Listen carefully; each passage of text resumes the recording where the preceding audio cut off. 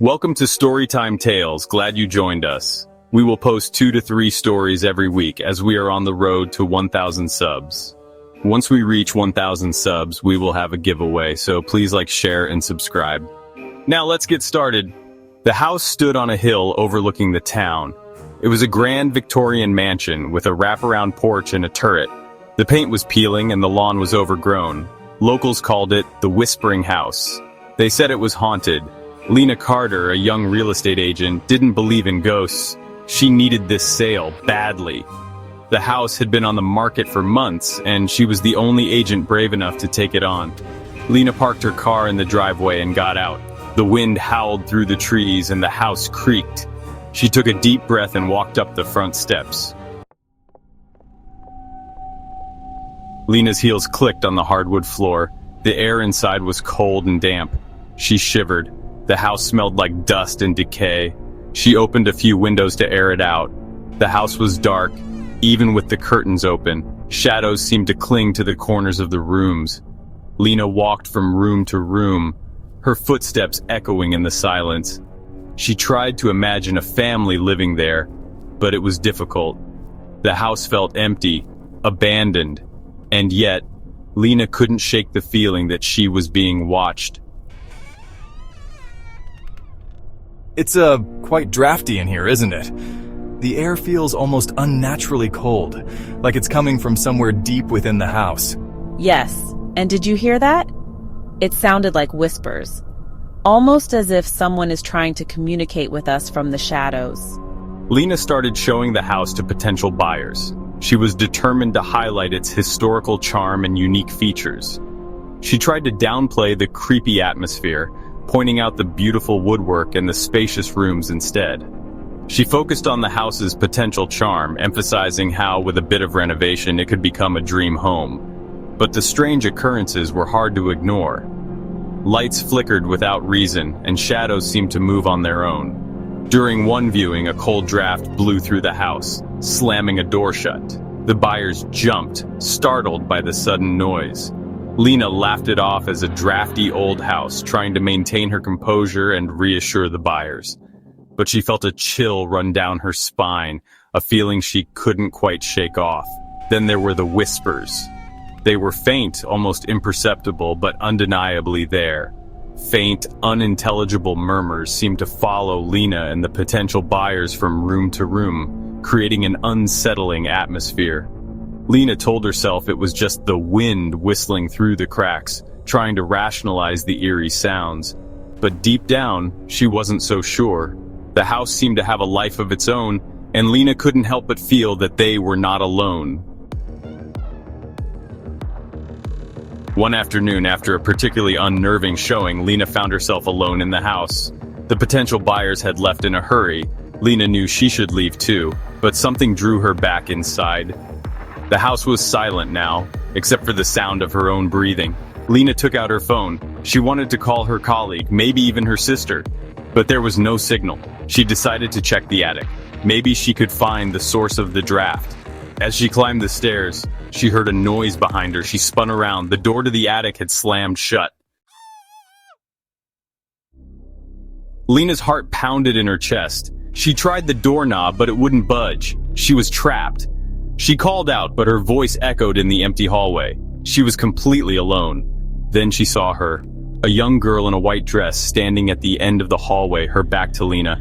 The girl turned and Lena gasped. The girl's face was pale and gaunt. Her eyes were hollow, black pits. Lena stumbled back, her hand flying to her mouth to stifle a scream. The girl vanished.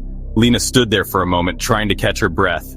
She told herself it was just her imagination, but she couldn't shake the feeling that something was terribly wrong. Section 6. The Miller Family Tragedy. Lena finally managed to get the attic door open. The creaking sound echoed through the empty house, sending shivers down her spine. She hesitated for a moment, her hand trembling as she reached for the handle. The air was thick with dust and the scent of old wood. Inside, she found a dusty old trunk. It was covered in cobwebs and the lock was rusted. The trunk seemed to be calling out to her, urging her to uncover its secrets. She brushed away the cobwebs and knelt down, her curiosity piqued. Curiosity got the better of her, and she opened it. The hinges groaned in protest, but the lid finally gave way. A cloud of dust rose up, making her cough. She waved her hand to clear the air and peered inside. Inside, she found old clothes, toys, and a stack of yellowed newspapers. The clothes were from a bygone era, delicate and worn. The toys, though dusty, still held a certain charm. She picked up a small wooden doll, its paint chipped but its eyes still bright, and a stack of yellowed newspapers. They were brittle to the touch, and she had to handle them carefully to avoid tearing them. The dates on the newspapers spanned several years, but one in particular caught her eye. One headline caught her eye: "Local family perishes in fire." The bold letters seemed to jump off the page. She felt a chill run down her spine as she read the tragic story. The article was dated 1905. It told the story of the Miller family, who had lived in the house before it was consumed by a fire. The details were haunting, describing how the fire had started in the middle of the night, trapping the family inside.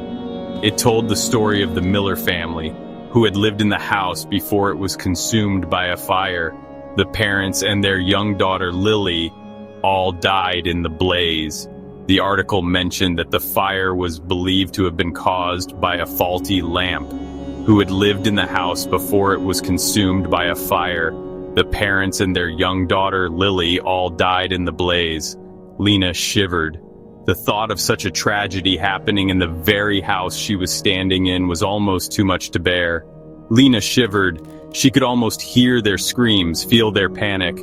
The weight of the tragedy pressed down on her, making it hard to breathe.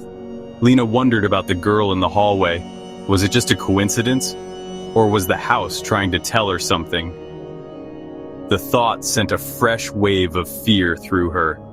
She felt a presence, as if someone was watching her. Lily, the girl in the hallway, was it just a coincidence, or was the house trying to tell her something?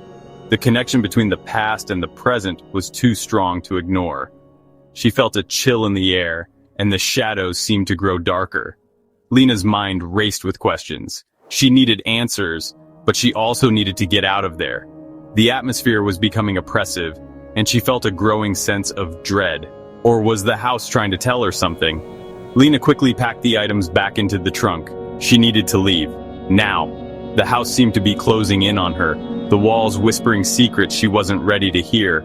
Her heart was pounding and her hands were shaking.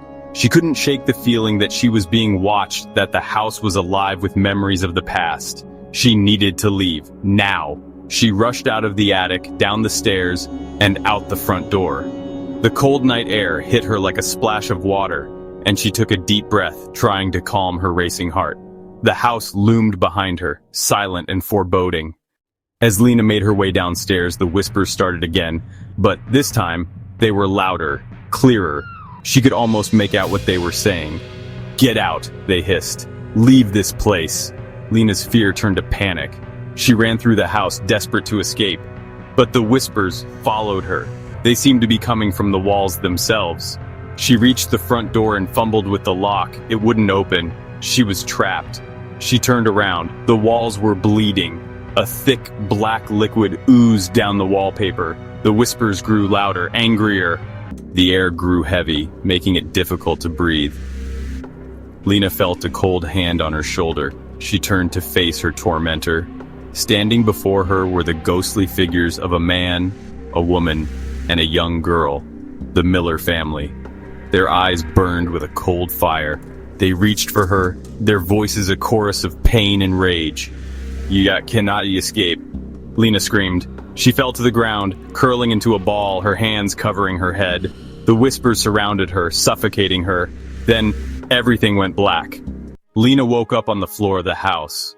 The wooden planks beneath her were cold and rough, sending shivers up her spine. She could feel the dust clinging to her skin, making her aware of how long she might have been there. She sat up, her head spinning. The room seemed to tilt and sway, as if the house itself was alive and breathing.